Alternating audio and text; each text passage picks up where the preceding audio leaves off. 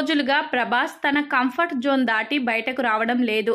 తనకు అచ్చొచ్చిన దర్శకులతోనే మళ్లీ సినిమాలు తీస్తూ వస్తున్నారు.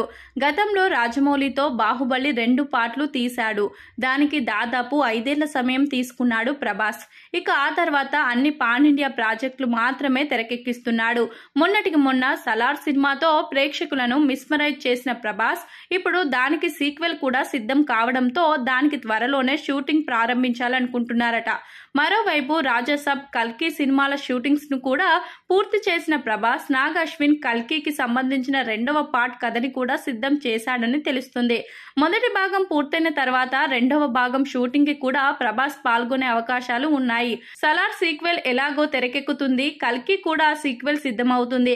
ఇక సందీప్ రెడ్డి వంగతో స్పిరిట్ సినిమాని కూడా లైన్ లో పెట్టిన విషయం మన అందరికీ తెలిసిందే. మరోవైపు హను రాఘవపూడి దర్శకత్వంలో కూడా ఒక సినిమాకి ఓకే చెప్పాడు ప్రభాస్. సందీప్ రెడ్డి అలాగే హను రాఘవపూడి కథలకు కూడా సీక్వెల్ ఉండబోతున్నాయని తెలుస్తుంది. అయితే ఇది ప్రస్తుతం టాలీవుడ్ లో సెన్సేషనల్ గా మారింది. ఇలా ప్రతిసారి ప్రభాస్ సీక్వెల్ సినిమా ఓకే చేయడానికి గల కారణం ఏంటా అని సోషల్ మీడియాలో చర్చ జరుగుతుంది.